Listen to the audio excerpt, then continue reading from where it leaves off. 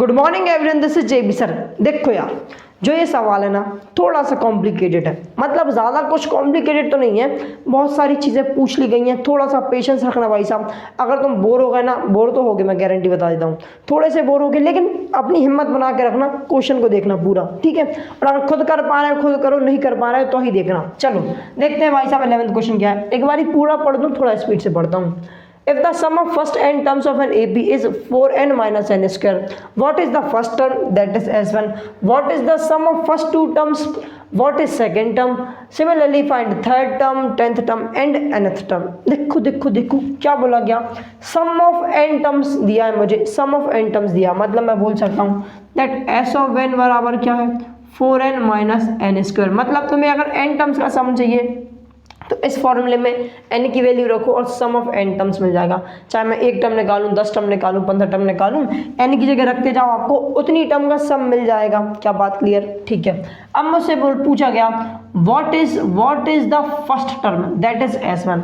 First term क्या होगी? First term बोले या S1 बोले, एक ही बात है। ज़रा सोचो, अगर एक टर्म है और मुझसे पूछा गया एक टर्म का सम, अब सोचो एक टर्म है, उसका मैं बोलूँ एक टर्म का सम क्या होगा, जो एक टर्म होगी बस वही लिख दूंगा। अब मैं इसे S1 भी बोल सकता हूँ, मतलब सम ऑफ वन टर्म बोल सकता हूँ, या फिर मैं इसे A1 भी बोल सकता हूँ, मतलब फर्स्ट टर्म भी बोल सकता हूँ। सीधी सी बात है, सिंपल सा लॉजिक है। फर्स्ट टर्म बोले S1 बोले, एक ही बात है। इसलिए उन्होंने डायरेक्ट पूछ लिया कि भाई साहब व्हाट इज फर्स्ट टर्म, तो क्या होगा भाई साहब, जहाँ जहाँ n वहाँ वहाँ 1 रख दो। ओ अच्छा, इतना, हाँ जी भाई साहब, इतना बड़ा काम करना है तुम्हें। 4 × 1 होता है 4 माइनस 1 का स्क्वायर 1, 4 में से 1 जाएगा, बचेगा 3। मतलब सम ऑफ वन टर्म क्या आ गया भाई साहब, 3 आ गया। अब मैं सम ऑफ वन टर्म बोलूँ या बोलूँ फर्स्ट टर्म, एक ही बात है। तो ये भी तो बोल सकते हो कि भाई साहब फर्स्ट टर्म कितनी है, 3। क्या लॉजिक समझ आया? First sum of one term बोले या एक टर्म बोले, एक ही बात है। फर्स्ट टर्म बोले, एक ही बात है, ठीक है। इसी तरीके से पूछा गया what is the sum of second term, what is second term, मतलब दो टर्म का सम कितना होगा, और सेकेंड टर्म क्या होगी ये भी बताओ। तो पहले निकाल दे सम ऑफ टू टर्म्स, मतलब S2 निकाल लो। क्या करो, जहाँ जहाँ n वहाँ वहाँ 2 रख दो। अरे 2 रख दो तो रखेंगे, 4 × 2 होता है 8 माइनस 2 का स्क्वायर होता है 4, इसको माइनस करोगे मिलेगा 4, मतलब सम ऑफ टू टर्म्स हो गया 4। अच्छा, मतलब स्टार्टिंग की जो दो टर्म होंगी उनका सम 4 आएगा, ठीक है। अगर स्टार्टिंग की दो टर्म का सम 4 आएगा तो सेकेंड टर्म क्या होगी, देखो तो मैं बताता हूँ। अगर मेरे पास मान लो 5-6 टर्म है, मान लो 5 टर्म है, मुझसे बोला गया आपके पास S5 है, मतलब 5 टर्म का सम है। आपसे बोला गया S4 है, मतलब 4 टर्म का सम भी है। तो अगर मुझे फिफ्थ टर्म निकालनी हो, A5 निकालना हो, फिफ्थ टर्म निकालनी हो, तो क्या करो, अगर मुझे फिफ्थ टर्म निकालनी है तो 5 टर्म के सम में से 4 टर्म के सम को माइनस कर दो। 5 टर्म के सम में से 4 टर्म के सम को माइनस कर दो, तो जो बचा रह जाएगा वो A5 रहेगा। मतलब अगर मुझे A5 निकालना है तो S5 में से S4 माइनस कर दो। इसी तरीके से अगर मुझे सेकेंड टर्म निकालनी है तो S2 में से S1 माइनस कर दो। S2 की वैल्यू 4, S1 की वैल्यू 3, माइनस करोगे मिलेगा 1, मतलब सेकेंड टर्म क्या हो जाएगी भाई साहब 1। बात समझ आई? क्लियर हुआ? ठीक है। तो भाई साहब इस तरीके से हमें फर्स्ट सेकंड टर्म मिल गई। अब हमसे पूछा गया similarly find third term, 10th term and nth term.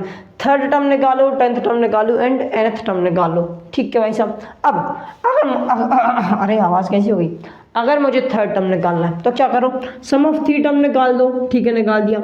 उसमें से सम ऑफ 2 टर्म को माइनस कर दो, मतलब S3 में से S2 माइनस कर देना तो हमें थर्ड टर्म मिल जाएगी। एक तरीका ये भी हो सकता है, क्या चीज़, देखो A3 निकालना है तो S3 में से S2 माइनस कर देना, आपको A3 मिल जाएगा। इस फॉर्मूले से करना है, करो नहीं करना मत करो, मैं दूसरे तरीके से कर रहा हूँ।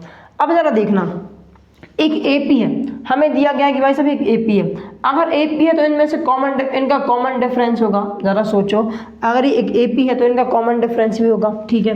तो अगर मैं A2 की बात करूँ, A2 कैसे मिलेगा मुझे, A + D से मुझे A2 मिल जाता है, ठीक है। A2 दिया है, अब भी देखो A2 कितना दिया है, 1 दिया है, ठीक है।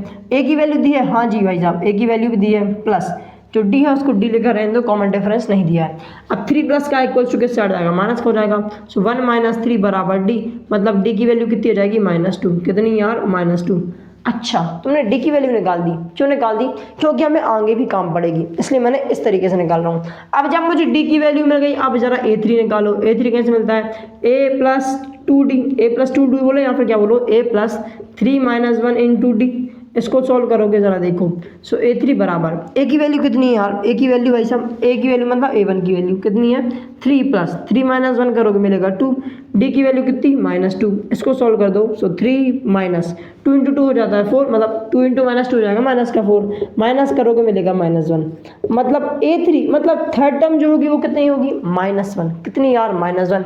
इसी तरीके से अगर तुम A10 निकालने जाओगे तो क्या मिलेगा, n की जगह 10 रख दो, पहले ज़रा a प्लस देखो a plus 10 minus 1 into D, अब जरा a की वैल्यू रखो, a की वैल्यू 3 प्लस 10 माइनस 1 हो जाएगा 9 इंटू डी की वैल्यू कितनी है -2, इसको सॉल्व कर दो। सो 3 माइनस 18, 9 टू 18, बिल्कुल सही बात, और माइनस का साइन बाहर आ गया, 18 में से 3 जाएगा मिलेगा माइनस का 15, मतलब मैं बोल सकता हूँ जो 10th टर्म है वो कितनी हो जाएगी -15। क्या लॉजिक समझ आ रहा है, कितनी हो जाएगी टर्म -15।